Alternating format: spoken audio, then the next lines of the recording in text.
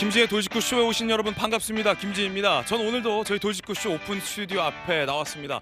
어제 뉴욕타임스 보도가 알려지면서 대통령실 관계자들을 미국이 감청한 것 아니냐라는 의혹이 일었습니다. 민주당에서는 대통령실이 뚫렸다라며 격앙된 반응을 보였고, 그러니까 멀쩡한 청와대를 두고 용산으로 왜 온 겁냐라는 비판까지 했습니다. 그런데 오늘 용산 대통령실이 밝힌 결과 대통령실이 감청 내지 도청에 뚫린 게 아니었다라고 강력 부인하고 나섰습니다. 야당이 주장하는 것도 가짜 뉴스라는 거죠. 이스라엘과 프랑스 등도 도감청 의혹은 사실무근이다라고 밝히고 나서면서 국면이 새로워졌습니다. 결국 청와대 이전과 이건 아무 상관없다라는 건데 잠시 후에 이야기 나눠보죠. 전 비가 오나 눈이 오나 매일 아침 이곳에서 여러분을 기다리겠습니다. 김지의 돌직구쇼 지금 라이브로 시작합니다. 잠깐만요.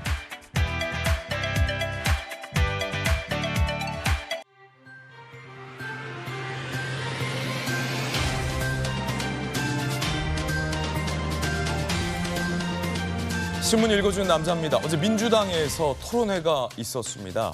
친이낙연계의 한 의원은 개딸을 이끌어서 무당급 유튜브다라고 이야기를 하고 있습니다. 정치 지도자가 결합돼서 이들에게 나라를 맡길 수 없다라는 질타도 나왔다는데 어떤 얘기들이 나왔는지 잠시 후에 이야기 나눠보겠습니다. 오늘 조간신문 4가지 키워드 꼽아봤습니다. 먼저 첫 번째 키워드부터 보시죠.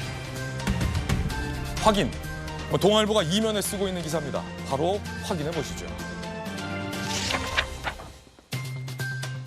대통령실이 미국의 감청 의혹에 대해서 선을 그었습니다. 용산 대통령실이 옛날 청와대보다 더 안전하다라는 겁니다. 감청이나 도청 없다라고 의혹에 대해서 선을 그었습니다. 일부 뉴스 보도도 오보다라고 강하게 용산 대통령실이 나선 겁니다. 잠시 후에 용산 대통령실 입장 확인해 보겠습니다.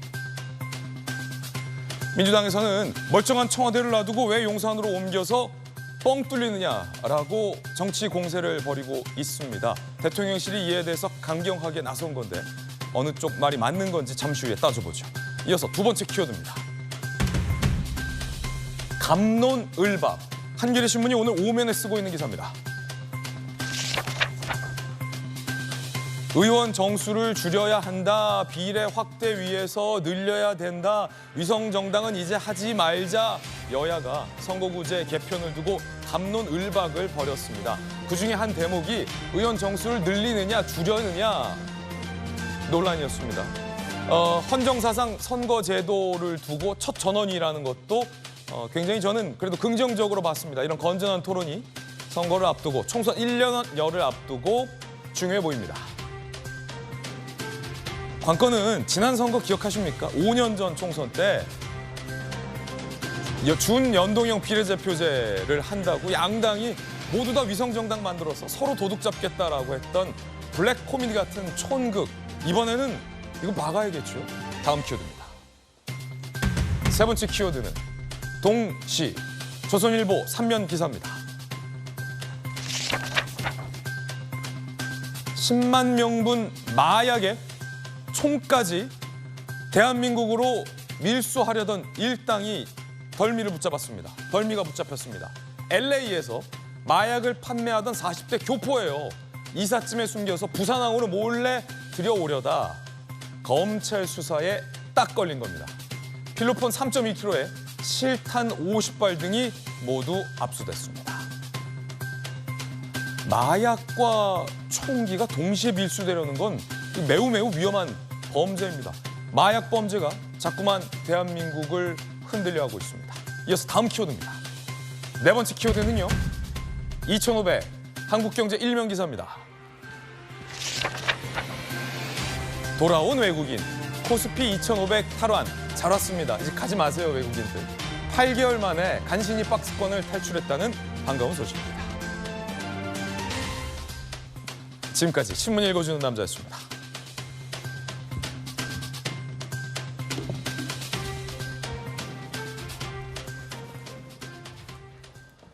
강한 비바람이 예고돼 있는 오늘 아침입니다. 함께하신 분들 소개해드리죠. 언론인 출신, 기자 출신의 한신대 김수경 교수, 판사 출신의 강동의 별 전주혜 의원 나오셨습니다. 네, 반갑습니다.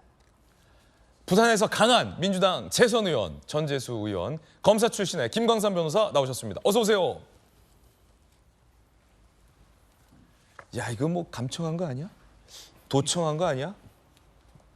이 대통령실이 뚫린 거 아니야? 갖은 의혹이 어제 하루 내내 쏟아졌습니다. 진실은 무엇인가 궁금합니다. 하루 만에 대통령실이 확인에 나섰습니다. 의혹에 대해서 강하게 선을 긋고 나선 겁니다. 첫 번째 이야기 전해드리겠습니다.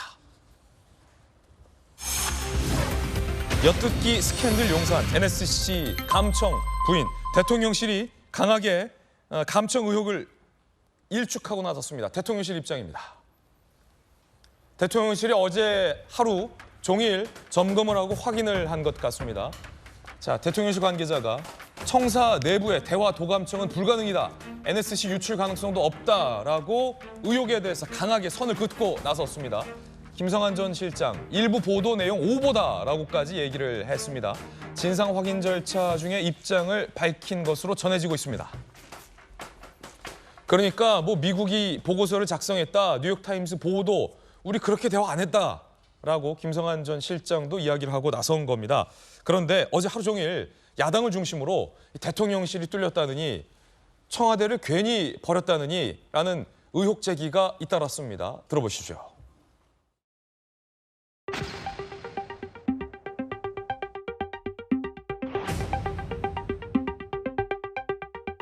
우크라이나 무기 지원 등에 대한 내용 도청은 빙상의 일각일 뿐 NSC 회의 내용 등이 고스란히 미국에 넘어갔을 공산이 큽니다.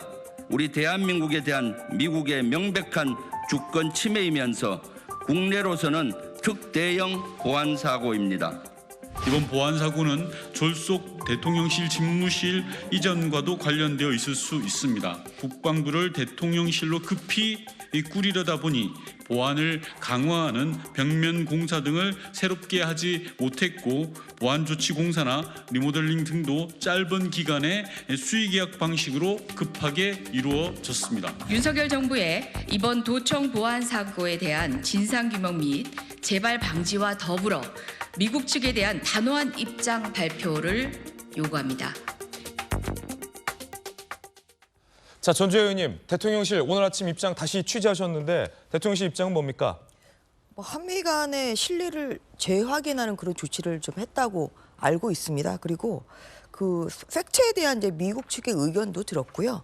그 미국 측의 사안에 대한 설명 그리고 적극 협조 의사가 우리나라 정부에 전달이 된 걸로 알고 있습니다. 예. 그래서 다른 것보다 이 선 사실 조사 확인이 중요한 거겠죠. 지금 언론에 이제 나오는 것은 뭐 수정 조작 가능성도 있다. 지금 이렇게 뉴욕타임스에 보도된 것이 모두 다 지금 사실은 아니라는 거거든요. 그리고 그 당사자인 김성환 전 그 안보실장도 일부 사실이 아니다 지금 이렇게 나오고 예. 있거든요. 그래서 뭐 이런 부분 그리고 또 일단은 청사 내부 도청된 거예요? 네. 안 된 거예요? 감청은 안 됐다고 지금 그렇게 나오고 있지 않습니까? 그래서 민주당에서는 이 대통령 집무실을 옮기는 바람에 감청 내지 도청된 건 아니냐라는 그러니까 의혹이었는데 이에 대해서는 대통령실은 전혀 아니다. 단호하게 이것은 청사 내에서의 감청은 이것은 불가능하다. 이것을 지금 확인을 했고요. 예. 그리고 지금 이 대화록이 유출이 돼 이 대화록을 보더라도 어디서 대화했는지를 나오질 않잖아요.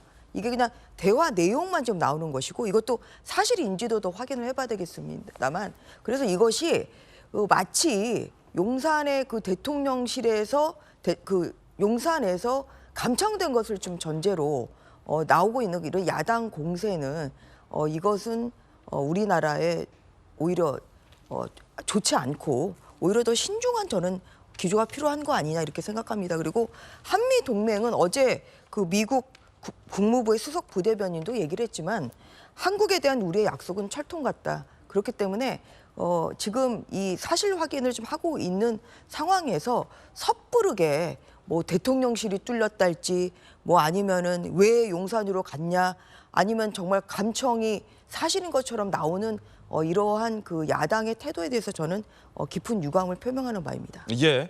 자, 민주당에서는 이 사안 어떻게 보십니까, 전재수 의원님? 그러니까 지금 이제 미국의 입장이라든지 우리의 입장이 상당히 좀 난처할 것 같습니다. 외교적으로. 왜 그러냐면 미국 입장에서는 동맹국들을 도청 또는 감청을 사실이라면 이제 한 것이 되는 것이고 그다음에 프랑스라든지 튀르키예라든지 특히 한국 같은 경우는 사실은 자국 영토 내에서 미국의 정보기관에 의해서 불법적인 도청 감청이 이루어진 것이거든요. 그러니까 미국 입장에서도 외교적으로 난처하고 도청 감청을 당한 동맹국 입장에서도 상당히 난처합니다. 그러다 보니까 한국 정부는 어제 같은 경우는 전례에 비춰가지고 과거 전례에 비춰서 또는 외국 사례에 비춰서 필요한 경우 미국과 협의하겠다라는 입장을 낸 반면에 프랑스 같은 경우는 저쪽이 도청이나 감청을 하고 있는 줄 알고 우리가 역정보를 흘렸다. 그러니까 사실과 다른 내용이 도청 감청됐다. 이렇게 이제 이야기를 하고 있고 또 어떤 정부에서는 이게 사실과 다른 내용이다. 뭐 이런 식으로 지금 각자 대응이 다 틀린 거 보면 상당히 좀 입장이 좀 난처한 외교적으로 난처한 상황에 처해 있다. 이 말씀을 드리고 중요한 것은 다른 나라는 몰라도 전 세계적으로 상호 방위 조약을 맺고 있는 미국의 동맹국은 몇 개 나라가 안 됩니다. 한 서너 개 나라 정도 되죠. 그렇기 때문에 한미 동맹은 굉장히 특별합니다. 동맹이 특별하려면 상호 신뢰 또는 상호 존중 이런 차원에서 말하자면 대등한 관계의 어떤 동맹이 되어야지 이 신뢰라든지 상호 존중 없이 동맹이 지금 이제 진행이 된다면 굉장히 위험할 때 이 동맹이 과연 굳건할 수 있겠냐 이런 불안을 국민들이 가질 수밖에 없습니다. 그렇기 때문에 어제 하루 종일 아마 대통령실이 긴박했을 텐데 미국과 가용한 모든 채널을 가동을 시켜가지고 이 일이 어떻게 됐는지 아마 진상 파악을 하고 있을 겁니다. 저는 빨리 국회 차원에서 정보위원회를 열어가지고 설명을 하고 국민들께 진상 규명을 철저하게 해가지고 불안하지 않도록 그다음에 동맹이 흔들리지 않도록 적절한 조치를 취해야 된다 이렇게 생각을 합니다. 그렇군요. 이진복 정무수석은 야당 일각에 청와대를 옮겼기 때문에 뚫린 것 아니냐라는 의혹에 대해서 선을 긋고 용산이 더 도감청이 어렵다라고 잘라 말했습니다. 들어보시죠. 도청 감청 관련해서 야권에서는 벌써부터 대통령실 그 집무실 졸속 이전 때문에 생긴 거다 이런 식의 비판이 조금씩 나오고 글쎄요. 그건 잘못하는 것 같은데요. 오히려 대통령 비서실 지금 옮긴 데가 도감청이 훨씬 어렵다고 내가 알고 있는데요. 있는 것 같아. 김수경 교수님, 지금 논란이요. 청와대로 옮겼기 때문에 뚫린 거 아니냐 이 논란인데 지금 일단 대통령실에서는 어제 하루 종일 다 점검을 해본 것 같아요. 왜냐하면 상식적으로 지금 용산 집무실이 국방부 청사였어요. 국방부 청사에도 어느 정도 다 말씀드릴 수는 없습니다만 도감청 방지 시스템이 2중, 3중으로 돼 있다는 거죠. 당연히 청와대에서도 도감청 시스템이 있었겠죠. 그리고 청와대에서 용산으로 집무실을 이전할 때 가장 공들였던 게 뭐 보안상의 안보상의 이슈도 있었겠지만 이 도감청 차단하는 시스템 등을 다 설치하고 점검한 걸로 알고 있거든요. 대통령실에서도 지금 오늘 아침 나오는 이야기가 다 점검을 해야 하는데 도감청은 불가능하다. 그렇죠. 그러니까 이제 원래 국방부 청사였기 때문에 워낙에 도감청이 잘 되어 있었을 거예요. 도감청 그러니까 방지가 잘 돼 있어서 이미 그 대통령실을 용산으로 옮길 때도 그러한 점들이 아마 고려됐을 거예요. 워낙 국방부가 그런 철통 같은 보안을 잘 유지하고 있으니 이곳으로 옮기는 게 가장 합리적이라고 생각을 했을 것 같고요. 또 이제 이사를 오면서 또 이렇게 내부 공사 같은 것들을 하면서 이제 인부들이 작업을 하게 되잖아요. 그러면 인부들 3명당 1명씩의 요원이 붙어서 혹시 인부가 어떤 식의 뭐 도감청 기기를 뭐 심지는 않는지 이런 것들을 철저하게 봤다고 해요. 그렇기 때문에 제 생각에 이제 도감청이 뚫렸다라고 보기는 어려운 거고 지금 대통령실에서도 그렇게 얘기를 하고 있습니다. 그리고 지금 뭐 김성환 실장이랑 이문희 비서관 사이의 대화가 그럼 어떻게 나갔느냐. 일단 그 대화가 실제로 나갔는지도 지금 대통령실에서는 확인을 안 해주고 있고요. 설령 나갔다 하더라도 그것은 대통령실 용산 내에서 있었던 게 아니라 바깥에 어디에선가 이야기된 것들이 혹시 도감청이 됐을지는 모르지만 이 NSC가 뚫린 건 전혀 아니라고 이야기를 하거든요. 지금 사실 미국의 이런 식의 이제 정보 수집 도감청 이런 게 굉장히 충격적이잖아요. 게다가 우리는 굉장히 가까운 동맹국인데 동맹국에 대해서까지 이랬단 말이야 라고 생각을 하시겠지만 사실 이게 처음 있는 일이 아닙니다. 2013년에도 미국의 이제 그 그 담당하는 이 정보를 담당하는 직원이 폭로를 한 적이 있어요. 그 굉장히 동맹국에 대해서까지 모든 도감청을 해왔다. 그래서 그때 메르켈 총리의 핸드폰까지 도감청을 했다고 해가지고 강하게 독일에서 항의를 한 적이 있습니다. 그래서 그때 오바마 대통령이 다시는 동맹국에 대해서 이런 식의 정보 감청하지 않겠다라는 재발 방지 약속까지 한 적이 있었거든요. 그런데 이번에 또 이제 이런 일이 벌어졌는데 일단 미국에서 진상 조사를 하고 있다고 하니 그 진상 조사 결과를 기다려 봐야 될 것 같아요. 예. 일단 민주당에서는 계속 왜 당장 항의하지 않느냐, 당장 뭔가 조치를 취하지 않느냐라고 이제 얘기를 하고 있는데 어쨌든 외교적인 이 순서상 미국의 조사 결과를 일단 보고 어떻게 나오는지를 보고 그 다음에 우리가 그에 맞는 적절한 수위에 항의를 해야 되면 항의를 당연히 해야죠. 적절한 수위에 대응을 해야 할 것으로 보입니다. 예, 그러면 청와대를 옮겼기 때문에 용산이 뚫렸다. 이건 아직 사실로 보기 어렵다라는 말씀이신 거죠? 대통령 설명에 따르면. 그래서 이제 대통령실에서는 절대 그건 아니다라고 얘기를 하고 있고 일단 대통령실의 말을 믿어봐야죠. 그리고 미국에서 어떤 식으로 이야기가 나오는지도 향후 지켜본 다음에 예. 적절한 수위에 대응을 해야 될 것 같습니다. 대통령실의 강한 부인에도 불구하고 민주당 일각에서는 여전히 집무실을 옮겼기 때문에 뚫린 거다라고 단정적으로 이야기하고 있습니다. 민주당 김병기 의원 같은 경우는 청사를 모두 부수고 다시 짓는 것밖에 대책이 없다라는 이야기까지 꺼내들었는데요. 전재 의원님 어떻게 보십니까? 그러니까 뭐냐면 이제 그 뭐 야당의 입장에서는 사실 뭐 정부를 견제를 하고 또 좀 뭔가 이렇게 비판하는 이제 그러한 예. 기능을 가지는 것이 야당의 역할입니다만 저는 이제 그 수위를 넘었다고 생각하는 것이 그 이번에 뭐 후쿠시마 방문이랄지 사실 이렇게 한일 동맹 관계를 흔들려는 사실 그러한 의도로밖에 안 보이거든요. 마찬가지로 지금 이 감청 의혹도 지금 아직 사실관계를 파악 중이고 그리고 대통령실에서는 이 내부에서 감청이 된 것은 아니다. 내부에서의 대화가 나갈 수는 없다. 지금 이렇게 강하게 부인을 하고 있는 상황에서 지금 모든 것을 다 지금 다시 한번 또 용산으로 그렇게 용산 이전으로 모으는 것은 그것은 이제 지나친 정치적 공세라고 생각합니다. 그래서 이것도 마찬가지로 또 한미 동맹을 흔들려는 그런 의도가 있는 거 아니냐 하는 예. 그런 의심의 잣대가 저는 생길 수밖에 없고요. 이런 차원에서 정치적 공세보다는 일단은 미국과 그리고 우리나라의 조사를 좀 기다려 본 다음에 이것은 뭔가 사실 확인이 드러난 다음에 하는 것이 좋겠다는 생각이 좀 듭니다. 예, 민주당 이재명 대표는 황당무계하다라며 대통령실을 비판했습니다. 일국의 대통령실이 이 도청에 뚫린다고 하는 것도 황당무계한 일이지만 동맹국가의 대통령 집무실을 도청한다는 것도 상식적으로 납득하기 어려운 일입니다. 앞으로 객관적인 내용을 정확하게 확인해가면서 엄정하게 대응하겠다는 말씀드립니다. 이번에는 국민의힘 김기현 대표의 입장 들어보겠습니다. 한국의 정보 관련해서 도청 감청 논란이 되고 있잖아요. 이 차원에서 어떤 입장이신지. 우선 사실 확인이 필요한데요.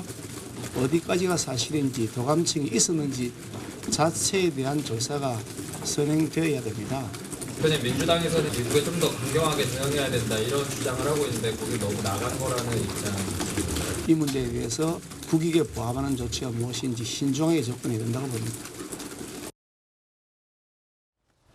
자, 일단 대통령실에서는 도감청 아니다, 우리 다 확인해봤다라고 부인하고 있지만 민주당에서는 황당무계하다, 대통령실 이전했기 때문에 뚫린 거 아니냐라는 공세가 나오고 있는 그런 상황입니다. 사실관계를 따져보려면 의외로 답은 간단할 것 같아요. 김광선 변호사님, 수사 많이 해보셨으니까.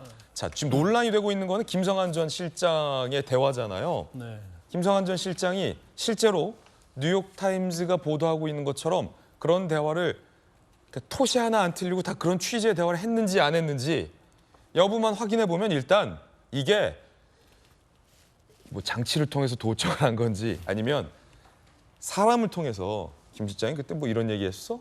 라고 이른바 정보 보고서를 적어서 재구성해서 보고한 것인지 등등의 성격이 좀 일단 규명될 건 아니겠습니까? 아니, 정확한 지적이에요. 그래서 일단 처음에는 제일 중요한 건 사실관계가 하는 거죠. 예. 그래서 이게 정말 사실인지 아닌지. 왜냐하면 김성환 실장의 이런 이야기들이 이전에도 언론에 보도가 됐었어요. 됐었죠. 그래서 우리가 살상무기 수출하는 데는 문제가 있다. 그런데 이게 과연 외교 비서관과 대화를 나눈 게 정말 사실인지 이 부분이 이제 확인이 돼야 하고 또 이게 만약에 이제 도청 감청이랄지 어떤 형식으로든지 미국 CIA에서 이걸 입수했다고 한다면 이게 정말 도청 감청에 의한 것인지 아니면 우리가 쉽게 말하는 이제 스파이 앱이라는 게 있잖아요. 그래서 휴대폰에 스파이 앱을 심어서 할 수도 있고 또 외부에서 했던 얘기를 이제 보고서 형식으로 또 작성할 수도 있고 그렇기 때문에 지금 야당의 공격 자체는 도청 감청이 이루어진 걸 전제로 하는 거잖아요. 그러다 보니까 결국은 청와대에 있었으면 이런 일이 발생하지 않았을 것이다. 대통령으로 지금 용산으로 졸속 이전하면서 결국 보안 정책이 제대로 안 돼 있다 보니까 결국 대통령실도 뚫리고 뭐 여러 가지 이런 문제가 된 게 아니냐 이제 공개를 많이 하고 있잖아요. 예. 근데 이런 공개는 좀 섣부르다 생각을 해요. 그래서 일단 첫 번째 이제 사실관계에 대해서 정확히 밝혀야 한다고 하고요. 근데 두 번째로요. 이 국가적인 정보에 있어서는 아군 접근이 없어요. 지금 미국이 사실은 지금 문제가 되고 있지만 이 감청 도청이 사실이라고 한다면 아마 지금도 하고 있을 겁니다. 예. 청와대에 있었다고 해서 안 하겠어요? 이 도청, 감청 이런 정보에 입수하는 데서는 미국이 최고의 기술을 가지고 있거든요. 예. 심지어 레이저랄지 적외선을 이용해서 창문의 떨림에 의해서 공개 진동에 의해서도 어떤 대화가 오갔는지를 다 확보한다는 거 아니에요? 그걸 이것도 시긴트라고 얘기하는 거 아니겠습니까? 그렇기 때문에 이건 뭐 섣불리 얘기할 수는 없다 이렇게 보고 사실은 지금 프랑스 같은 경우에도 역정부다, 교란정부다 이런 얘기를 하고 있고요. 또 이스라엘 이제 모사드까지 뚫린다고 얘기 나오고 있어요. 근데 이스라엘 모사드는요, 미국 정보기관 못지않게 세계에서 최고의 정보기관이에요. 그럼 모사드까지 뚫렸으면 우리가 아무리 보안 시설을 잘한다고 해도 안 뚫을 수가 있느냐. 이제 그런 또 의문을 제기할 수 있어요. 그래서 일단 사실관계를 하고 만약에 사실이라고 한다면 당연히 이것은 한미동맹의 신뢰를 무너뜨리는 것이기 때문에 항의하고 해명을 요구하고 예. 거기에 상응하는 미국의 조치를 요구해야 할 겁니다.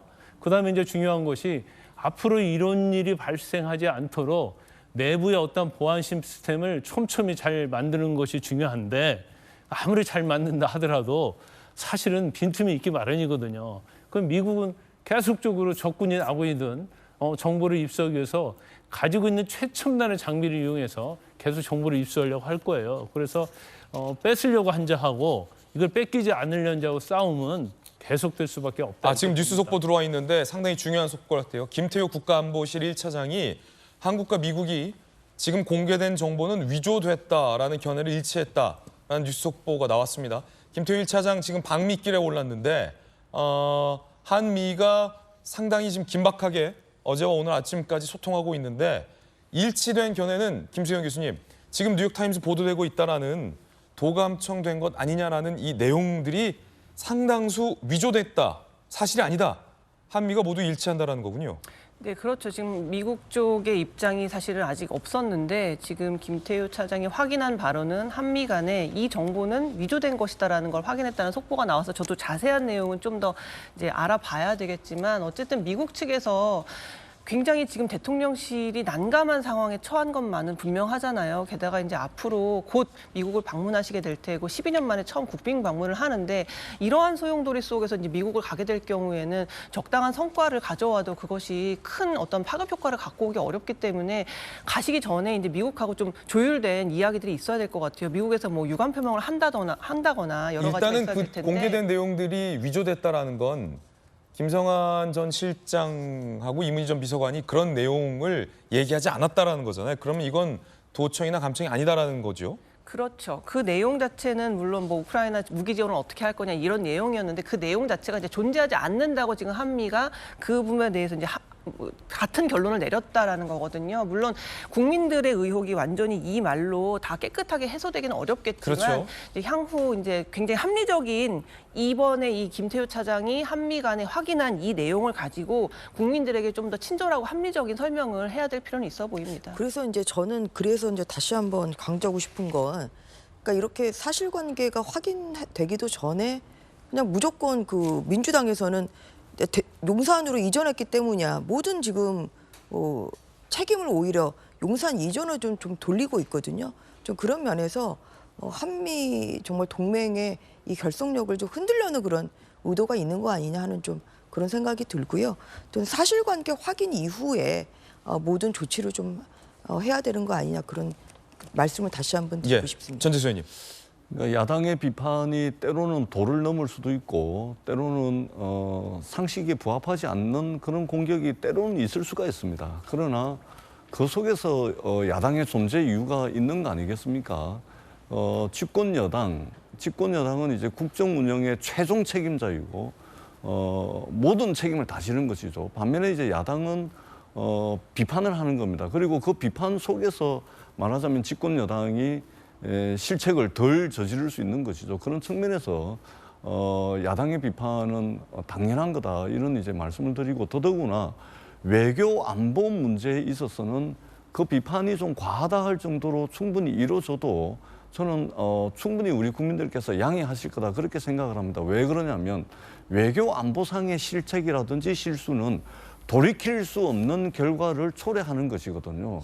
두 번 다시 물릴 수 없는 결과가 초래하는 겁니다. 왜냐하면 국익과 관련된 일이기 때문에 그런 것이죠. 그렇기 때문에 말씀을 드리는 것이고 조금 전에 이제 김태호 비서관이 수석이 이제 위조된 것이다라는 견해 일치를 미국과 봤다라고 이야기를 하는데 그렇다면 어제 오늘 해가지고 국회 정보위원회를 빨리 열어가지고 그런 설명을 좀 해주는 것이 야당의 어떤 근거 없는 비판을 일축하는데 예를 들면 야당의 정보위원들이 충분히 정보 보고를 들었는데 그것을 무시하고 계속해서 허위 사실에 해당하는 그런 주장을 언론을 통해서 할 수가 없거든요.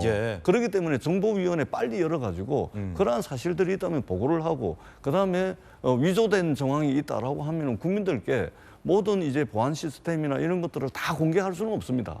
공개되는 순간 모든 것들을 다 버리고 새로 구축해야 되는 문제가 있기 때문에 그러한 한계를 인정하더라도 국민들께 조금 더 소상하게 좀 설명을 할 필요가 분명히 있고 확실한 것은 미국도 난처할 겁니다. 왜냐하면 동맹국에 대해서 불법적 행위를 했기 때문에 그런 것이고 그리고 만약에 한국 입장에서도 난처하죠. 이 뚫렸다면 이것은 외교 안보 컨트롤 타워가 뚫린 것이기 때문에 그렇기 때문에 아마 적당한 선에서 미국도 끝까지 아마 사실관계라든지 이런 것들을 확인 안 해줄 가능성이 있지만 그러나 국민들의 외교 사항의 불안감을 좀 누그러뜨릴 수 있도록 소상하게 설명을 하고 국회 정보위를 빨리 좀 열어서 보고를 하는 것이 저는 맞다고 생각을 합니다. 예, 좋은 견해입니다.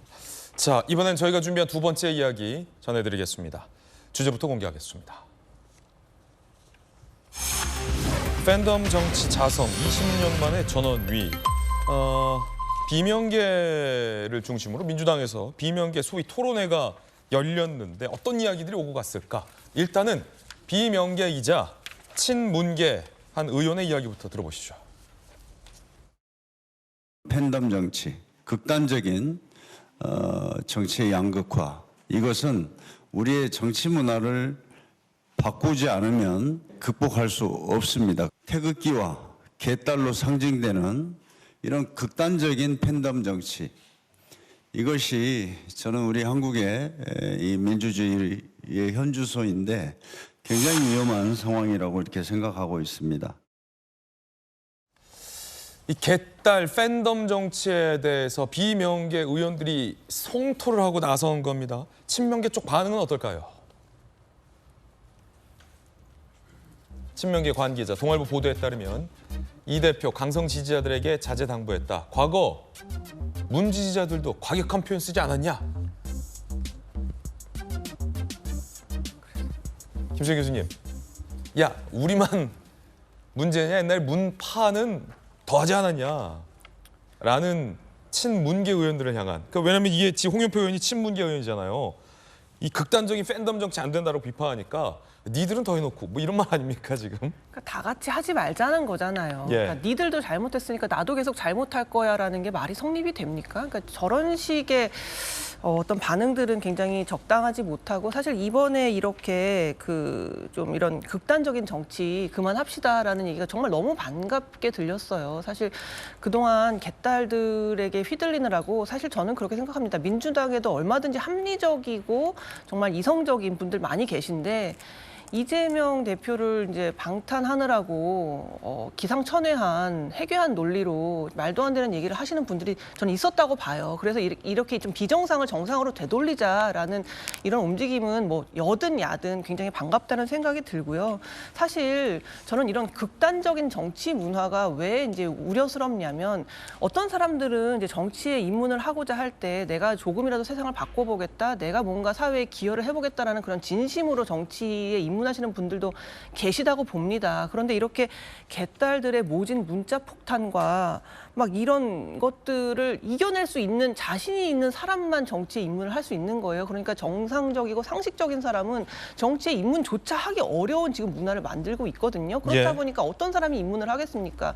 그런 걸 다 이겨낼 만큼 나의 정치적 야심과 욕망이 가득한 사람들만 정치에 입문을 할 수밖에 없는 거예요. 그래서 저는 이런 식의 상식적인 사람들이 정치를 할 수 없게 만드는 이 극단적인 정치 문화를 이번에 좀 바꿔보자는 의원들의 어떤 자성 어린 목소리가 전 정말 너무 반갑다고 생각했습니다. 이낙연 전 대표가 귀국을 한 시점이고 비명계 의원의 토론회에 친이낙연계 의원들도 성토를 한 셈입니다.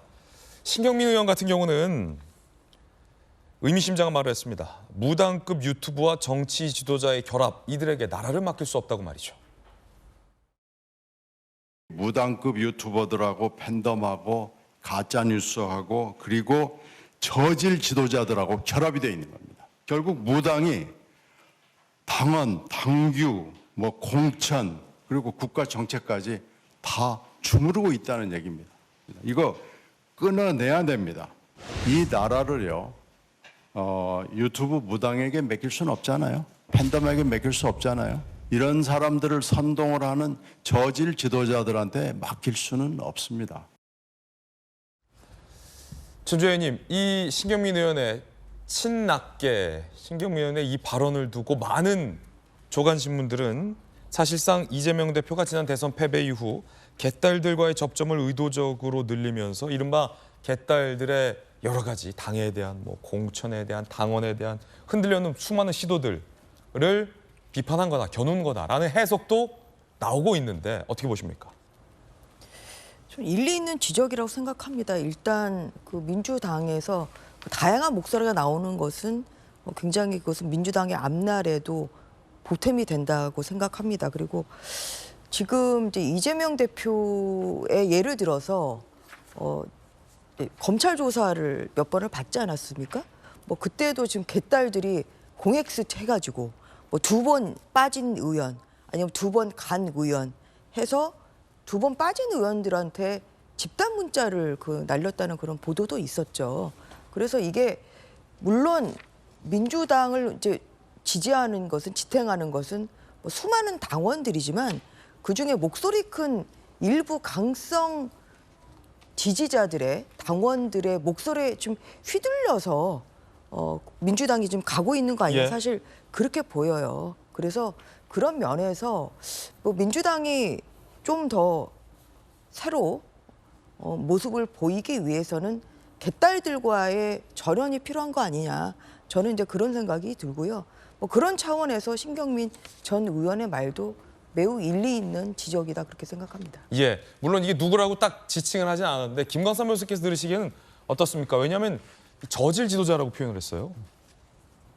근데 이제 신경민 의원은 저는 사적으로 좀 알아요. 전에도 좀 대화를 해보면 그 팬덤 정치랄지 그 뭐 개딸에 대해서 굉장히 부정적인 시각을 갖고 있더라고요. 근데 그 부분은 저는 맞다고 봐요. 일단은 본인 입장에서는 물론 뭐 친이낙연계라는 것도 있지만 어떤 정상적인 어떤 사고의 범주에 의하면 사실 굉장히 지나친 거잖아요.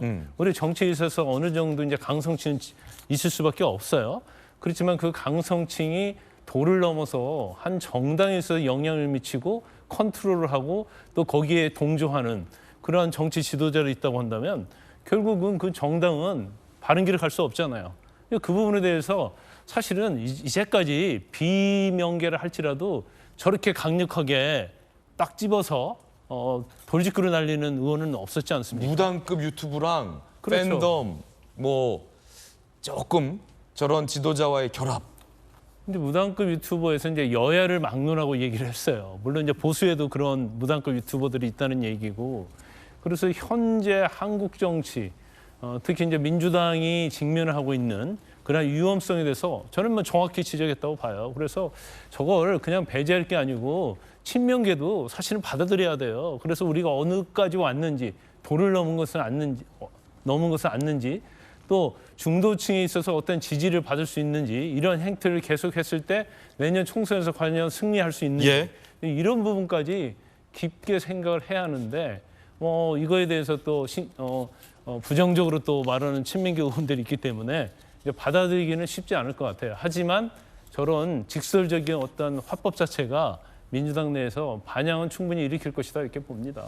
총선이 1년도 채 안 남은 시점에서 친낙계 의원들, 친명계 의원들, 사실 이낙연 지지자와 이재명 지지자들 사이는 굉장히 사이가 안 좋은 것으로 유명하죠. 그 가운데 이런 토론회가 자칫 이낙연 세력 대 이재명 세력의 정면 충돌로 비화되는 것 아니냐라는 관측도 있습니다. 그 가운데 한 조간신문은 총선을 1년 앞두고 친명계 의원들이 비주류 지역구를 사냥하고 있다라는 제목의 기사를 썼습니다. 소개해드리죠.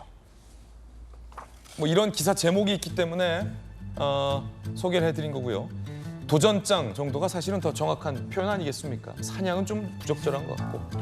자, 친명계 양이원영 의원 같은 경우에는 친낙계 현역 양기대 의원 지역 광명시에 도전하는 거 아니냐. 현근택 변호사 같은 경우는 현역인 또 친낙계인 윤영찬 의원의 지역구 성남 중원으로 이사 갔다. 황명선 전 대변인 같은 경우는 현역 김종민 의원의 지역구에 도전한다. 뭐 이런 소문들, 관측들이 벌써부터 나오고 있는 상황입니다. 전재수 의원님, 이게 민감한 문제이기도 하고 현역이 있는데 내가 현역인데 당내에서 제가 내 지역구에 와서 자꾸 이렇게 돌아다녀요. 이런 거 굉장히 민감한 문제예요, 사실은. 굉장히 불편하죠. 불편하죠. 엄청 불편하고요. 근데 또 친명 친낙이야. 이러면 이거 묘해져요. 굉장히 불편하고 지금 있잖아요. 대한민국에 지역구가 253개 지역구가 있거든요. 예, 많고 많은 지역구 중에. 이제 오늘로서 내년 4월 10일이 이제 국회의원 선거이기 때문에 1년이 채 안 남았거든요. 오늘이 4월 11일이죠. 네. 1년에서 딱 하루가 빠지는 날인데 아마 보십시오. 앞으로 253개 모든 지역구에서 엄청난 경쟁들이 막 벌어질 겁니다. 야, 이거 치열하네요. 저것은 이제 지금 이제 민주당의 친명 또는 비명 뭐 이래가지고 지금 구분해서 나왔는데 아직 뭐 부산 그 북구 강서갑 전재수 의원 지역구까지는 아니요. 제 지역구에도 언론 보도는 많습니다. 친명계 의원 누가 내려가진 않은 것 같아요. 출마하라 그래도 잘 안 하는 지역입니다. 그렇습니까?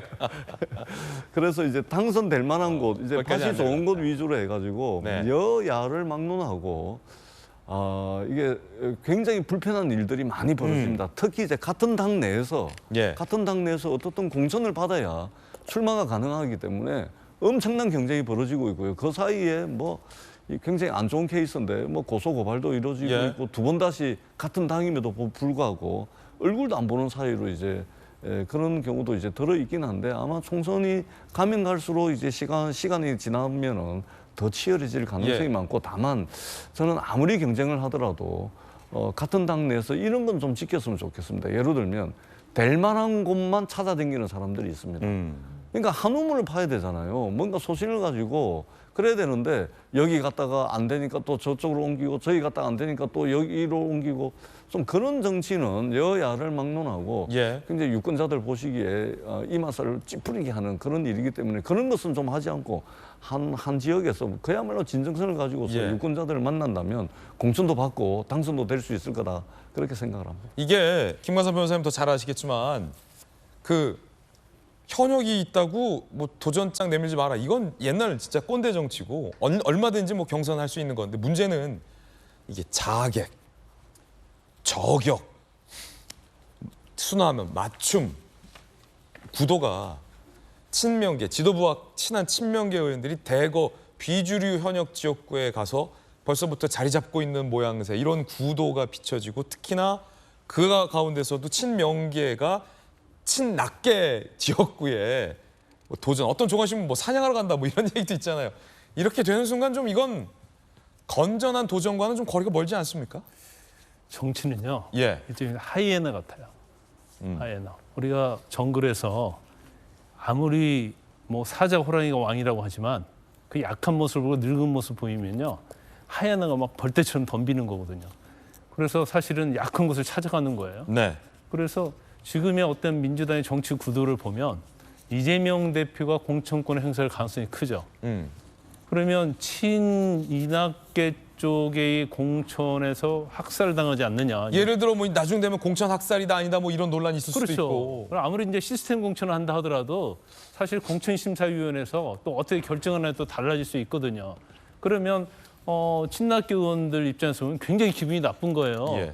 그 내려온다는 자체는 이제 제가 볼 때는 그래요. 보니까 친낙계 의원이 있는 곳에 친명계의 거물급은 가지 않더라고요. 네.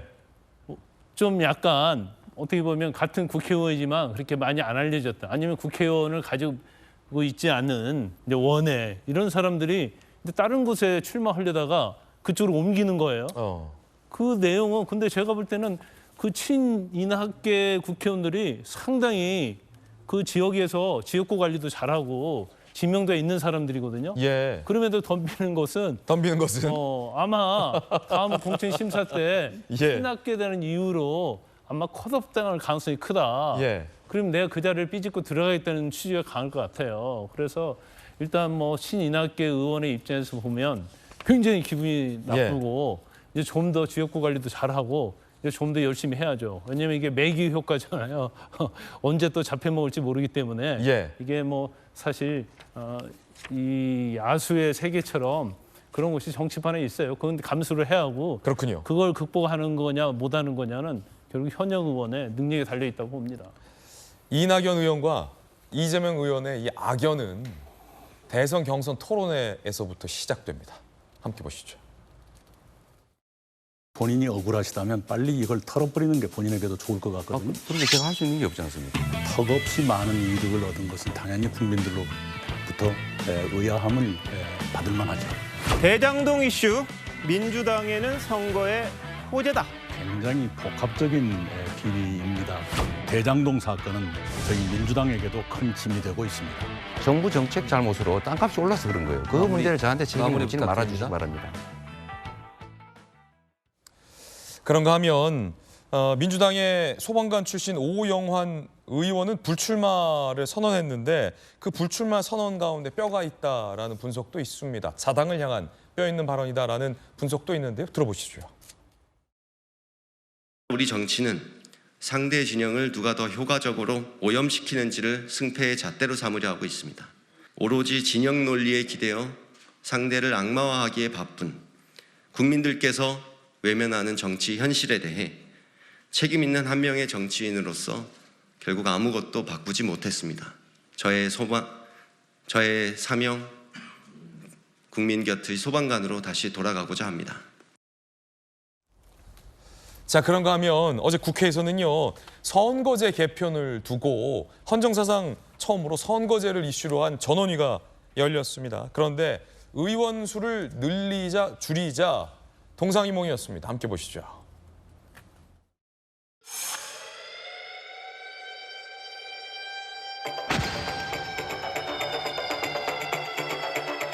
서로 싸우기만 하는 국회의원들 숫자를 줄이라는 국민들의 함성이 점점 커져가고 있습니다. 1당과 2당의 총선 득표율 격차 8%포인트 남짓이었습니다. 그런데 의석수는 무려 2배, 100% 격차를 만들어냈습니다. 우리나라 선거제도의 왜곡은 바로 수도권 과밀 인구 집중 현상과 결합되어 있습니다. 비례대표 의석수를 최소한 60석 이상 확보해야 합니다. 비례대표 확대를 전제로 해서 권역별로 비례대표제를 전환할 것을 제안드립니다. 자, 이번엔 저희가 준비한 다음 순서입니다. 뜨거운 소식 2가지 엄선했습니다. 하나하나씩 살펴보시죠. 마약 범죄가 계속해서 대한민국을 뒤흔들고 있습니다. 마약과 총기가 동시에 대한민국으로 밀반입되려던 범죄 시도가 처음으로 적발됐습니다. 충격적입니다. 10만 명분 마약, 미국의 교포 장모 씨가 국내로 이걸 들여오려 했던 겁니다. 부산항 통해서. 실탄 50발, 45구경 권총 1정, 가스발사식 모의총기 6정, 이삿짐으로 위장했고요. 선박 화물로 국내에 밀수하려는 거 붙잡았습니다. 어제 중앙지검이 기자들을 상대로 이 강력범죄 사건에 대해서 브리핑을 했습니다.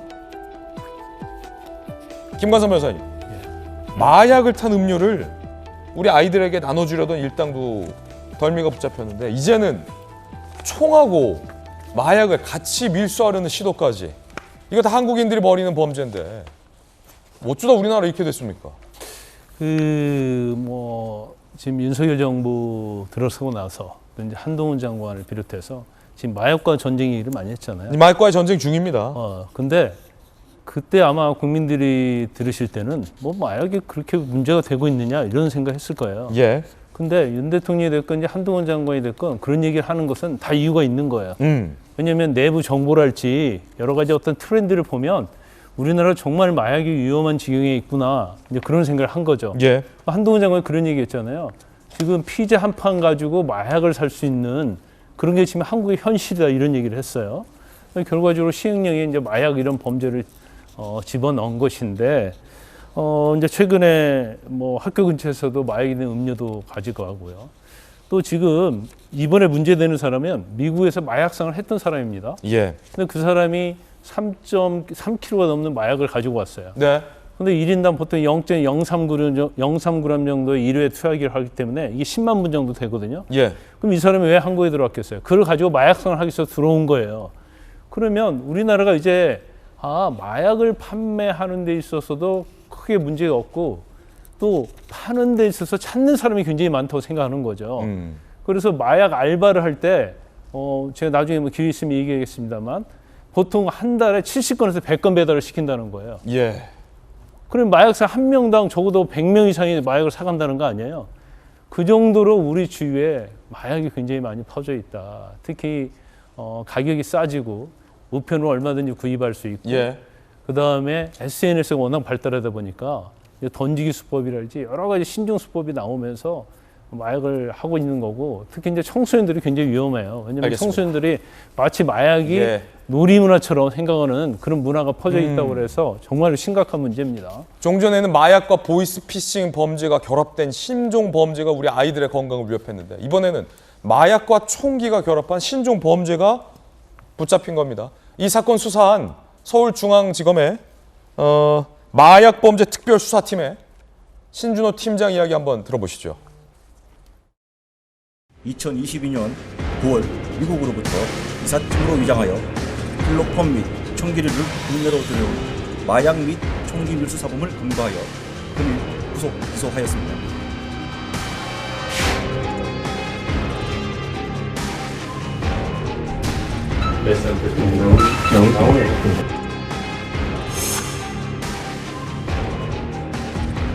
이 박스 하나가 전부고 다른 데는 아무리 뒤져봐도 없습니다. 제가 솔직하게 말씀드리는 거예요.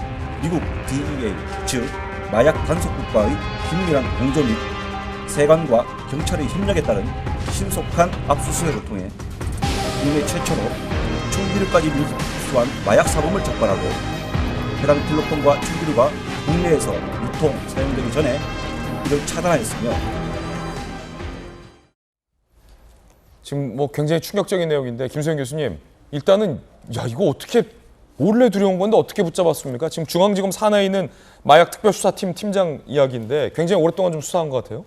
이 범죄자가 미국에서 이삿짐을 부산항으로 보냈거든요. 예. 이렇게 많은 이삿짐과 짐들이 모이는 부산항에서 모든 짐을 검사할 수 없다라는 걸 알고 일부러 이런 식의 방식을 택한 건데 그 첩보를 받았다고 해요. 그러니까 서울중앙지검에서 첩보가 있었고 수사 초기 단계부터 미국 마약 단속국과 공조하면서 이 수사를 이끌어내서 이렇게 이제 검거를 하게 됐는데요. 사실 이게 지금 검찰에서 수사를 한 거잖아요. 첩보를 받아가지고.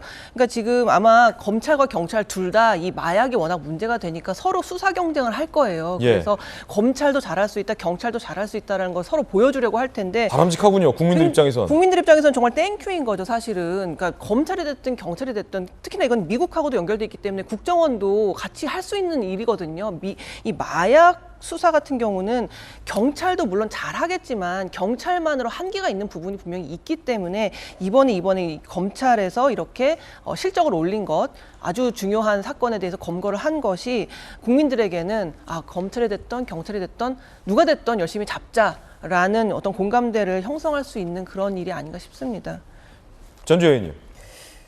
이게 보면은 이제 지난 몇 년 동안 사실은 마약 범죄가 굉장히 급증을 했거든요. 그래서 우리나라가 마약 청정국 뭐 이라는 얘기까지 뭐 들었는데 지금 오히려 뭐 학생들도 쉽게 마약에 접근할 수 있다, 좀 그런 사태가 또 나오고 있고, 더더군다나 지난주에 있었던 이 대치동 학원가에서의 이 마약이 든 음료를 학생들한테 이제 준 뭐 이런 것은 정말 학부모들에게 매우 충격적인 사건입니다.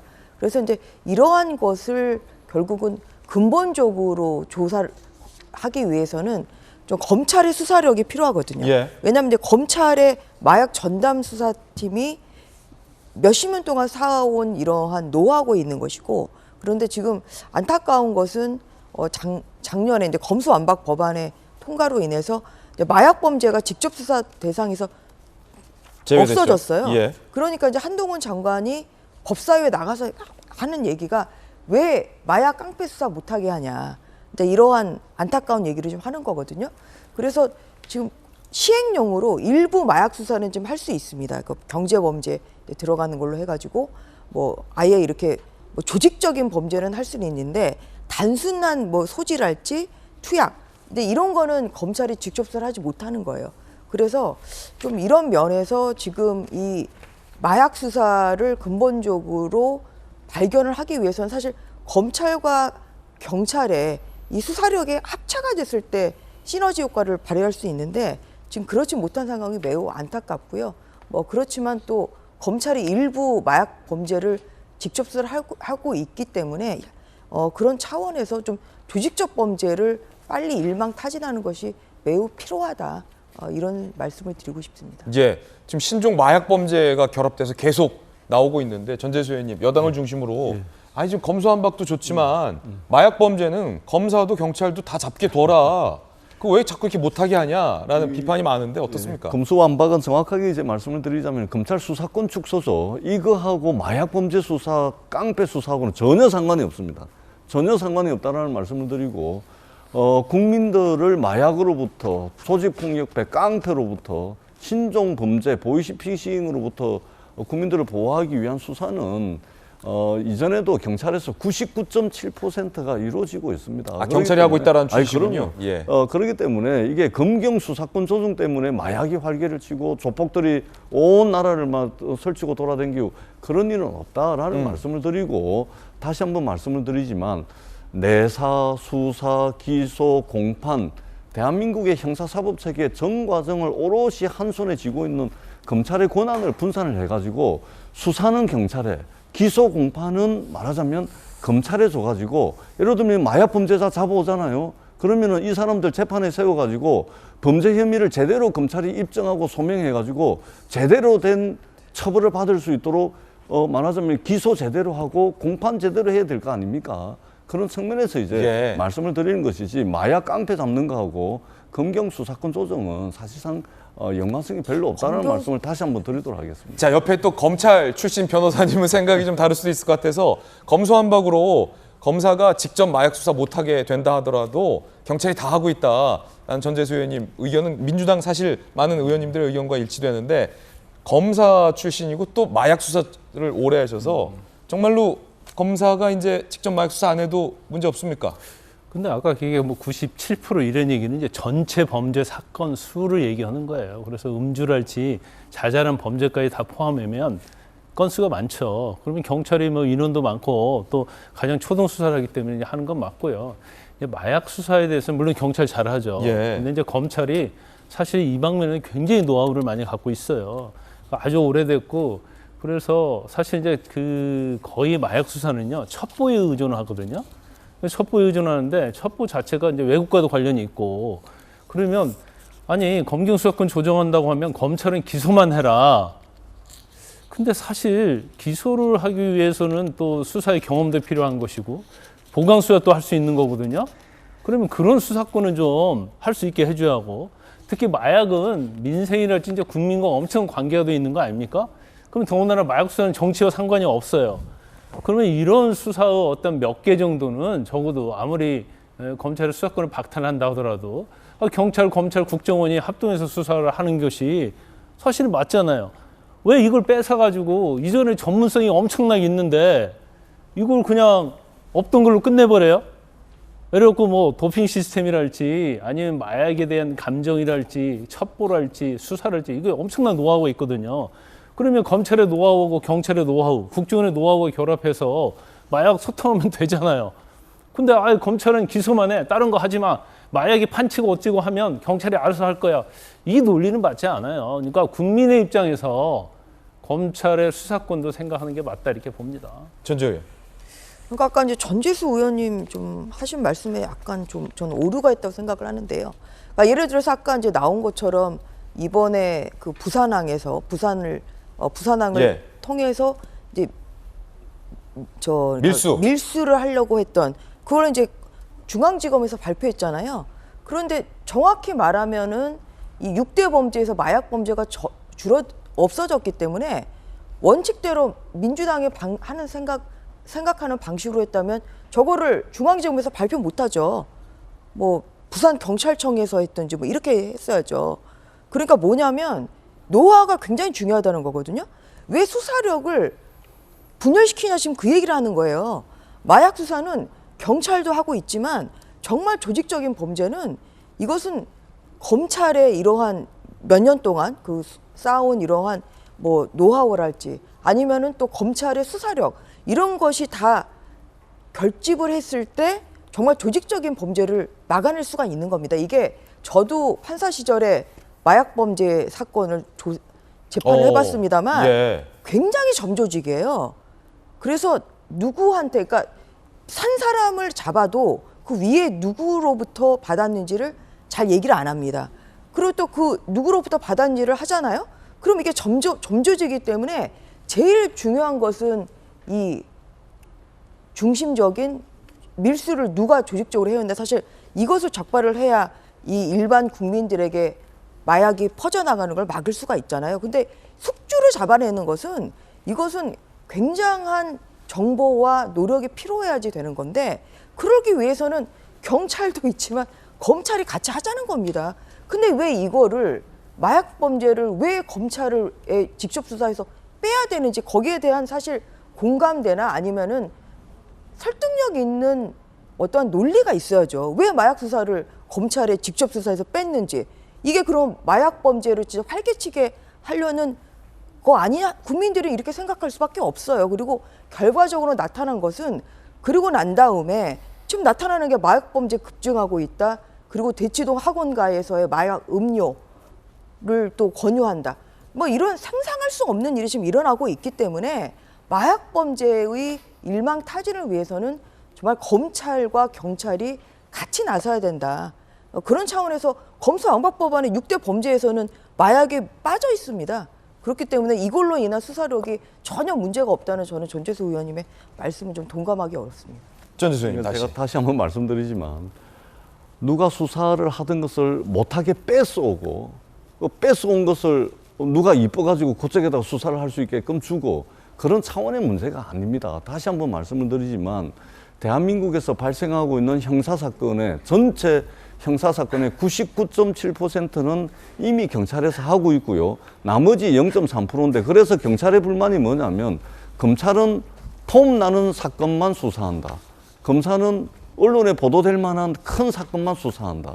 이런 이제 비판들이 많았던 거거든요. 그리고 국가기관과 기관 사이의 어떤 견제와 균형, 그 다음에 어떻게 하면 역할과 또는 이 검찰, 경찰의 문제를 놓고 수사권 조정을 놓고 보자면 어떻게 수사권을 조정하는 것이 범죄로부터 국민을 안전하게 지킬 것인가, 그리고 견제와 균형의 원리가 제대로 작동될 것인가, 이러한 차원에서 형사사법체계상 이제 수사권을 조정을 한 것이지 어디 못하게 뺏어오고 어디 그걸 갖다 주고 이런 차원이 전혀 아니라는 말씀을 드리고, 대한민국의 어떤 정당, 어느 정치인이 마약 범죄가 활개를 치고 우리 딸 자식들이 마약에 오염될 가능성이 있는 그런 사회와 그런 나라를 만들겠습니까? 그러니까 이것을 정치적으로 이용하지 마시고 수사, 기소, 내사, 공판에 이르는 전 과정에 있어서 어떤 독점적인 권력과 권한을 가지고 있는 검찰의 권한을 나누고 분산해서 국민들에게 더 좋은 형사사법 서비스를 제공하기 위해서 수사권 조정이 이루어진 것이지 어디 못하게 뺏어오고 뭐 그런 게 아니라는 말씀을 다시 한번 드리고요. 국가 수사 역량을 모아가지고 마약 범죄 철저하게 좀 진행을 하고 마약 범죄가 더 확산되지 않도록 그리고 우리 사회에서 뿌리 뽑히고 자리를 잡을 수 없을 정도로 철저한 수사가 진행되기를 바랍니다. 그러니까 그러기 위해서는 직접 수사 범위에 듣겠습니다. 마약이 들어갈 네. 수밖에 없어요. 그래서 똑같은 얘기가 계속 나와서 그것을 여기까지. 빼고 마약만 그렇습니까? 것은 그러면 깡패도 그렇고 그것은 보이스피싱도 그렇지 그렇고 않죠. 다 해야죠. 그렇지 않습니다. 다 그거는 그렇죠. 민주당이 다 해야 되는 매우 거고. 그것은 무책임하다고 생각합니다. 저는. 다 하셨습니까? 또? 신종 마약 범죄들이 계속 성행을 하고 있습니다. 우리 국민들은 사실 매우 우려스럽습니다. 그렇기 때문에 사실 오늘 나오신 여야 의원님들도 이렇게 목소리를 높여서 국민들의 우려를 대변하시는 것 같은데 범정부 차원에서 일단 허용되는 데까지 마약 다 잡자. 검찰이 나섰는데요. 신봉수 대검 반부패 강력부장의 이야기 한번 들어보시죠. 전국 마약 수사의 컨트롤 타워인 마약범죄 특별수사본부를 구성 운영하기로 하였습니다. 특별수사본부는 검찰, 경찰, 관세청의 전문 마약 수사 인력 840명으로 구성됩니다. 청소년 상대 마약 공급 사범에 대해서는 구속 수사를 원칙으로 합니다. 아울러 무기 또는 징역 5년 이상의 가중 처벌되도록 적극 의율하겠습니다. 뜨거운 소식 함께하고 있습니다. 이번에 두 번째 소식 공개합니다.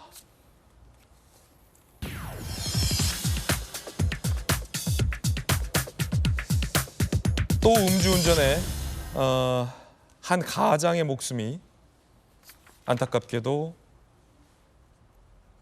이뤄졌습니다. 분식집을 운영하면서 세 자녀를 키워온 40대 가장이 직접 배달을 나갔다가 차에 치여 숨지는 안타까운 사고가 발생했는데 그 차는 음주운전 차량이었습니다. 신선미 기자입니다. 앞부분이 심하게 부서진 SUV 차량. 주변에는 차량 잔해물이 나뒹굴고 바퀴와 몸체가 부서진 오토바이도 쓰러져 있습니다. SUV 차량과 오토바이가 충돌하는 사고가 난 건 오후 6시 40분쯤. 꽝 하고 뭐가 프로판 가스 터지는 소리인 줄 알았어. 내가 놀래갖고 나와봤죠. 차량 벽에 받쳐있고 오토바이 기사분 누워 계시고. 사고를 목격한 시민들이 곧바로 심폐소생술을 해봤지만 병원으로 옮겨진 오토바이 운전자는 끝내 숨졌습니다. SUV 차량은 중앙선을 넘어와 오토바이를 쳤는데요. 인도까지 올라와 벽을 들이받은 뒤에야 멈췄습니다. 경찰 조사 결과 SUV 운전자인 30대 남성의 혈중 알코올 농도는 0.037%로 면허 정지 수준이었습니다. SUV 운전자는 경찰 조사에서 전날 밤 늦게까지 술을 마신 뒤 잠을 제대로 자지 못했다고 진술한 것으로 알려졌습니다. 숨진 40대 남성은 사고 현장과 1km 거리의 분식집을 운영하면서 직접 배달을 다녀오는 길에 사고를 당한 겁니다. 고등학생 막내를 비롯한 세 자녀의 아버지라는 사실이 알려지면서 더욱 안타까움을 더했습니다. 애들 3명, 상대 같은 놈들 놔두고 갔죠. 먹고 살려고 배달했다 할수 배달하다가 죽었어. 이번에 용접돼가지고 집 샀다고 그렇게 좋아했는데. 경찰은 SUV 운전자에 대해 구속영장을 신청할 방침입니다. 채널A 뉴스 신선미입니다. 분식집을 운영하면서 세 자녀를 열심히 키워온 40대 가장, 배달비 좀 줄여보겠다고 본인 직접 배달 나간 가장, 무슨 죄를 지었습니까? 왜 이 가장이 죽어야만 합니까? 이 같은 사고는 또 있었습니다.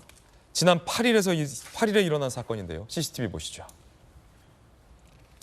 지난 8일 대전 서구 둔산동 어린이 보호구역. 당시 인도에는 초등학생 4명이 있었습니다. 흰색 차 중앙선을 넘더니 그대로 인도로 돌진해서 초등학생들을 덮칩니다. 이 안타까운 사고로 4명의 초등학생 중 1명 10살의 배승아 양이 결국 숨졌습니다. 이 차 음주 차량이었습니다. 가해자와 유가족의 이야기 들어보겠습니다. 유가족분께 한 말씀 부탁드립니다. 죄송합니다. 유가족분께 죄송하다는 말씀 거듭 드립니다. 아이들 쳤는데 브레이크 잡으신 거 맞으세요? 예. 자숙하는 걸로 보이던데요. 아니요, 안 치려고 노력하고 있습니다. 안 치려고 노력했습니다. 승아가 5월 21일 날에 생일을 맞았는데 이제 첫 만 나이로 10대가 되는 나이인데 생일에는 꼭 항상 오빠랑 저랑 그 엄마랑 같이 이렇게 생일 보내곤 했는데 이렇게 떠나게 돼서 정말 기쁩니다. 저희가 이제 15살 차이가 나는데 승아가 저를 항상 따르고 엄마도 막 껌딱지처럼 붙어 다니고 진짜 최근에 알았는데 승아 휴대폰 비밀번호가 제 생일로 이렇게 되어 있더라고요. 승아가 이제 돌아오면서 친구들하고 이제 더 놀고 싶다고 그게 이제 마지막 통화가 되었습니다. 김수경 교수님. 자식 키우는 입장에서 이제 이런 사고가 가장 화가 나고 너무 가슴이 아프죠. 그 어린이가 무슨 잘못이 있습니까? 어른들의 이런 크나큰 잘못으로 펴보지도 못하고 이렇게 아이가 안타깝게 사망하는 일이 있어가지고 지금 음주운전에 대한 사회적 인식이 나름대로는 하지 말자라고 이제 구성되어 가고 있다고 생각합니다만 뭐 윤창호법 만들고 민식이법 만들어도 계속해서 이러한 사고들이 발생하고 있는 것. 그러니까 법을 만드는 것, 처벌을 강화하는 것만으로는 지금 답이 아니라는 것 같아요. 그래서 지금 음주시동 잠금 장치를 의무화하자 차마다 음주 측정을 한 다음에 시동에 걸 수 있게끔 하는 이걸 만들자는 게 예전부터 나온 이야기거든요. 사실 이게 국회에서 법만 잘 통과되면은 충분히 실현 가능한 대안 같아요. 그래서 단지 법을 강화하는 것, 처벌을 강화하는 것 이외에 그리고 사람들의 인식을 개선하는 것 이외에도 이런 실질적인 조치들이 있어야만 이렇게 안타깝고 화가 나는 사건들이 줄어들지 않을까 싶습니다. 예전에 제가 이제 그 탐사보도 했을 때 이 음주 사고로 세상을 떠난 분들만 다 제가 그 유가족들, 남겨진 자들만 한번 제가 모셔서 인터뷰를 한 적이 있었어요. 남은 자들의 황망함은 이루 말할 수가 없어요. 왜 우리 가족이 음주 차량에 치여서 죽어야만 하느냐에 대해서 논리적으로 설명이 안 되는 거예요, 김수현 교수님. 이건 남은 자들에게는 남은 삶을 살아가는 것 자체가 고통인 거예요. 그렇죠. 한 사람의 죽음일 뿐만 아니라 남겨진 사람들도 사실상 다 정신적으로 죽이는 거나 마찬가지예요. 그 가족이 사망하는 것, 특히나 막 아이가 사망하면 그 부모는 어떻게 삽니까? 그 마음을 평생 가지고 어떻게 살며 그 가해자에 대한 분노와 원한을 계속해서 담고 살아가야 되는 정말 너무나 고통스러운 일이거든요. 저는 음주 전력이 있는 사람들은 공직자로서 출마하는 것도 전 제한해야 할 필요가 있어 보여요. 이게 과거의 잘못은 뭐 괜찮다 넘어가자 이런 분위기도 저걸 공직을 하려는 사람이면 과거에 음주 전력이 있는 사람은 안 되는 거 아닙니까? 솔직히 그 말씀도 드리고 싶었어요. 지금 국회의원 중에도 상당수가 여야 떠나서 음주운전 전력이 있는 걸로 알고 있거든요. 보도로도 여러 번 나왔었어요. 물론 뭐 음주운전에 대한 인식이 지금만큼 엄격하지 않았던 시절의 실수라고는 하나 어쨌든 정치를 하는 사람이라면 그리고 특히나 음주운전으로 만약에 누군가를 상해를 입히거나 한 전력이 있다면 진짜 이거는 공직이나 정치에서는 할 수 없죠. 왜냐하면 시민들의 눈물을 닦아주는 게 어쨌든 정치인인데 시민들을 더 고통스러운 기억을 소환시키는 거기 때문에 이런 분들은 앞으로 정치를 할 생각도 마시고 정치인 중에서도 이런 전력이 있는 분들은 정말 반성하시고 앞으로 계속 공직을 할 수 있을 것인가에 대한 철저한 반성이 있어야 된다고 저는 생각합니다. 특히나 이제 분식 떡볶이 배달을 하다가 음주 차량에 치여서 숨진 가장, 새 자녀의 가장 같은 경우는 또 장애 5등급이 있는데 열심히 살아보려던 한 가장이었는데 너무나도 황망하게 세상을 떠나게 됐습니다. 남은 유가족분들에게 정말로 마음 깊은 위로의 말씀 전해드립니다. 이번엔 저희가 준비한 다음 이야기입니다. 주제 공개하죠.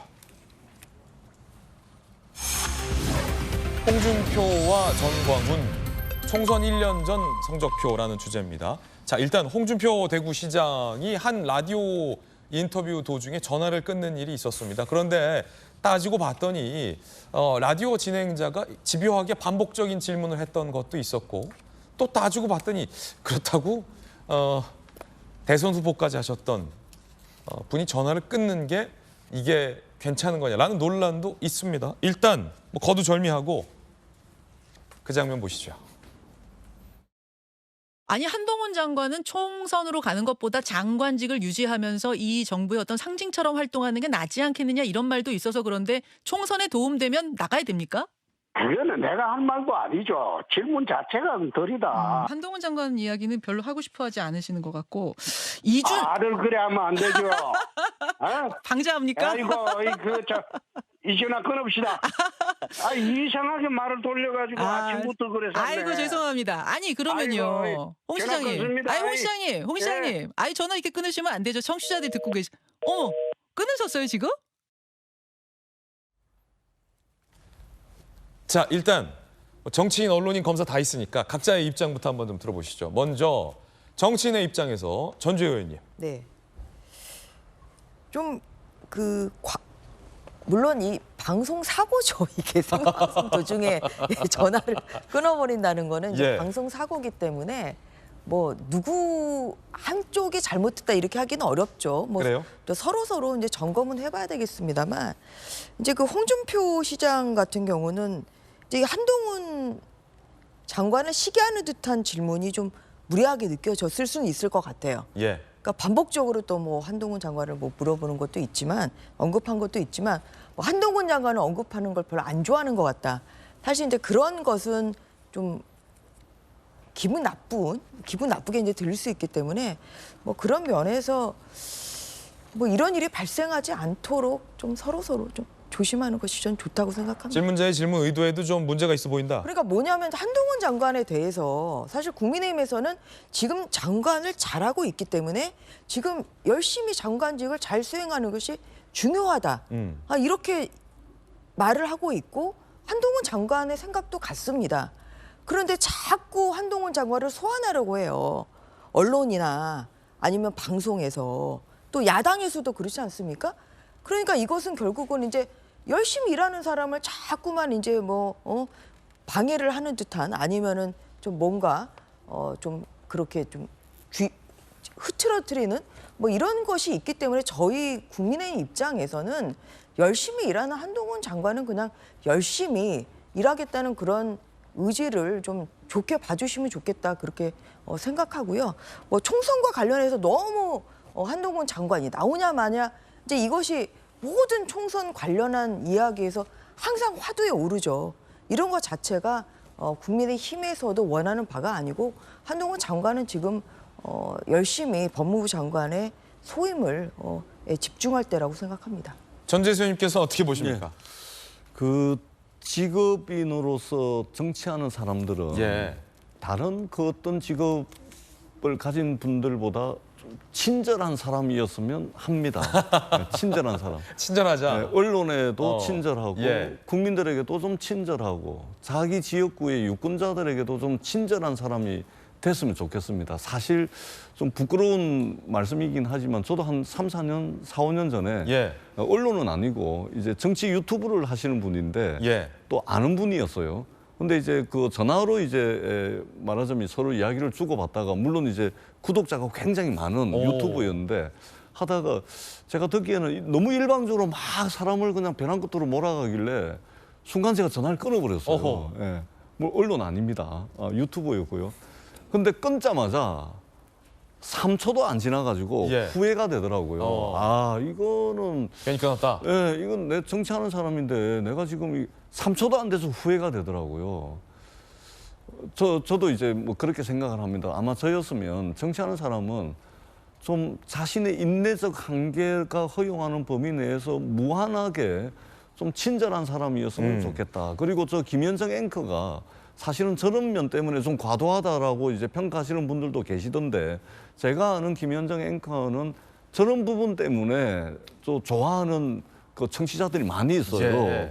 그리고 이제 프로그램 끝나면 이제 뉴스거리도 많이 이제 나오고 저런 점 때문에 그런 거거든요. 그렇기 때문에 제가 볼 때는 앵커가 과도하다라고 뭐 저 정도가 과하면 우리 김진애 앵커는 더 과하게요. 그렇기 때문에 뭐 다 좋습니다. 그래서 정치하는 사람은 좀 친절할 필요가 있겠다. 예.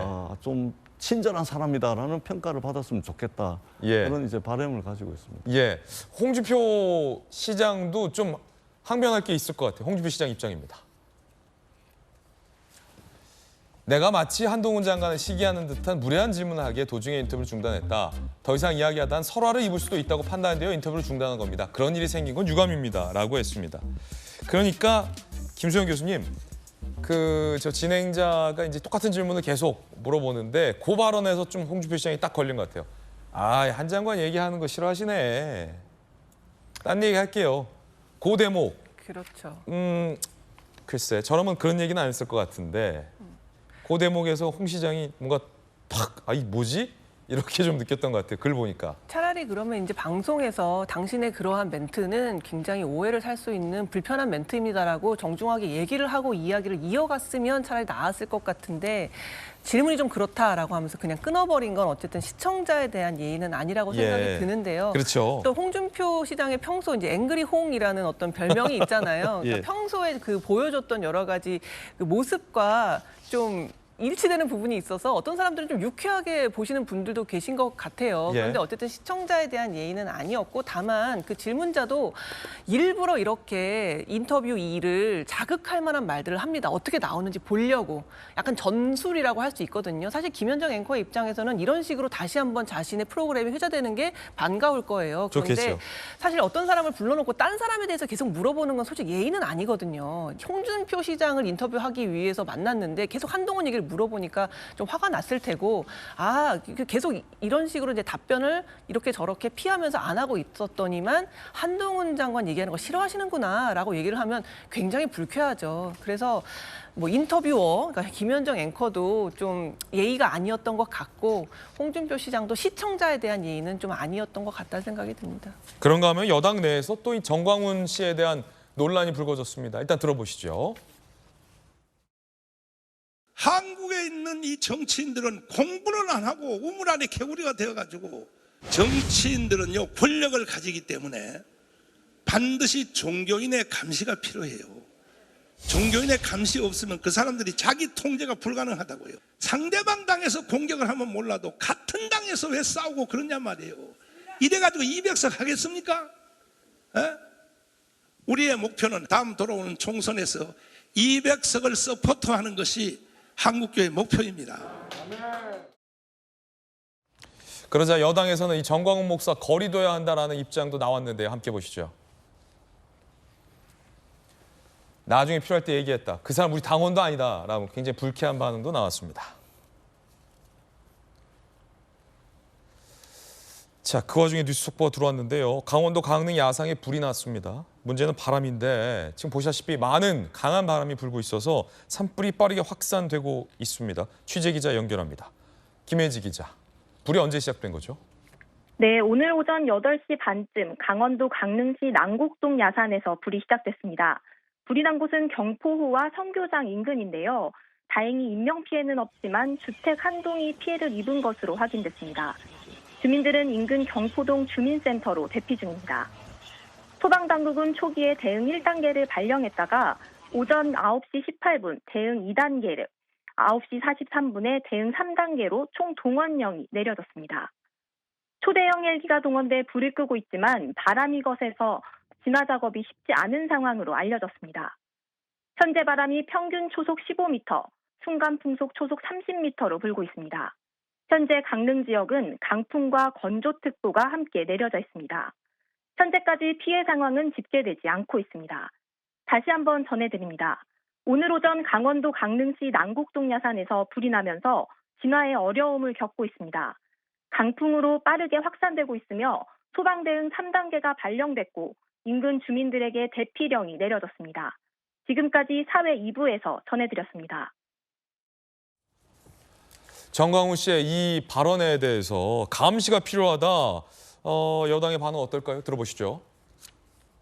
윤재옥 그리고 장해찬 이 두 사람의 반응 준비되어 있습니다.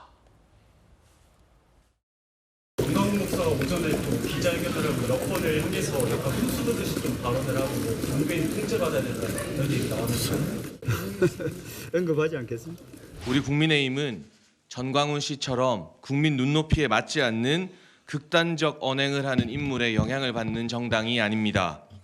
마치 국민의힘에 영향을 끼치는 것처럼 왜곡하는 발언을 더 이상 용납하지 않겠다고 강력하게 경고합니다. 김수경 교수님, 뭐 그나마 이제 장해찬 최고가 경고를 했는데 김기현 대표도 그러고 윤재호 교육도 그러고 지금 이 언급하지 않겠다 정도로 이 논란이 수그러든다라고 판단한다면 뭔가 좀 잘못 판단하고 있는 거 아니냐라는 지적이 당내에도 있던데 김 교수님 생각은 어떠세요? 그렇죠. 너무 미온적이죠. 원내대표가 언급하지 않겠다고 했고 당대표도 우리 당원이 아니라고는 했지만 다음 기회에 이야기하겠다라는 식으로 즉답을 피했거든요. 그렇다 보니까 국민의힘 지도부에서 확실하게 선을 안 긋네라는 생각이 드는 것이죠. 물론 뭐 장해찬 최고가 가만히 있지 않겠다 이렇게 국민의힘을 흔들려는 시도에 대해서 가만히 있지 않겠다고 얘기했지만 전반적으로는 좀 톤이 미온적이에요. 그런데 지금 전광훈 씨의 말을 들어보면 어느 모로 봐도 정상적인 얘기는 아니잖아요. 뭐 종교 지도자의 통제를 받아야 된다, 정치인들이. 그리고 200석 이상을 만드는 게 대한민국 기독교의 목표다. 자기가 뭔데 기독교를 전체 대변합니까? 그러니까 어느 모로 들어도 굉장히 과격하고 극단적인 정상적으로 보이지 않는 주장이기 때문에 국민의힘에서는 어쨌든 총선을 지금 1년에 앞두고 이렇게 국민의힘을 아무렇게나 흔들려는 자들로부터 우리는 굳건하다. 이것은 우리의 입장이 아니다라고 선을 빨리 그어주는 게 중도의 표심에도 굉장히 영향을 미칠 수 있다. 이런 식으로 미온적으로 대응하면 중도 입장에서는 그래? 다시 옛날 태극기로 돌아가는 거야? 라는 생각을 하기 때문에 총선에도 굉장히 전략적으로 좋지 않을 수 있다라는 제 견해를 말씀드립니다. 자, 그럼 중도층을 대변하는 김광삼 변호사님께서 보시기엔 어떠세요? 김기현 대표는 우리 당 아닌데 뭐라고 지금 거듭 얘기하고 있지만 미온적이다라는 거거든요. 내지는 아니야, 저 표 의식해서 저러는 거 아니야라는 의혹마저 들 수 있다는 건데 김광삼 변호사님은. 확고히 절연을 해야 돼요. 예. 그래서 국민과 관계가 없다는 얘기를 해야 하고 정광훈 씨의 이전의 행태를 보면 비논리적, 비이성적, 비합리적이에요. 그런데 본인의 어떤 정치적 영향력과 존재감을 높이기 위해서 계속적으로 정치에 개입하는 거예요. 그럼 사실 박근혜 전 대통령의 탄핵 때 국민의힘 쪽이 어려운 측면이 있었죠. 그때 사실 도움을 받았다고 생각하지만 저는 도움은 전혀 없었다고 생각하거든요. 정광훈 씨가 가지고 있는 그러한 뭐 세력이랄지 표가 제가 볼 때는 별로 안 된다고 생각하는데 이걸 굉장히 과대평가하는 국민의힘의 일부 의원이 있는 것 같아요. 예. 그러다 보니까 그걸 얻기 위해서 아부도 하고 하다 보니까 좀 더 얻을 수 있는 중도의 어떤 표, 보수의 표를 오히려 도망가게 하는 거예요. 그러면 정광훈 씨하고는 전혀 관계가 없고 우리 국민의힘인 그와 다르다는 걸 완전히 보여줘야 하는데 지금 주저하고 있다는 느낌이 들잖아요. 예. 그러면 중도층 입장에서는 정광훈 씨가 어떤 얘기를 할 때 국민의힘과 연관지어 생각할 것이고 더군다나 아주 비이성적으로 뭐 200석을 서포트하겠다고 하는데 그게 가능한 얘기입니까? 우리 200석 얘기하다 더 쪼그라들 수 있는 거예요. 그래서 완전히 단절하지 않으면 내년 총선에 있어서 굉장히 어려움을 겪을 것이다 이렇게 봅니다. 예. 아마 여당 지도부가 좀 새겨드려야 할 여론조사 결과일 텐데 함께 보시죠. 차기 총선 선호도.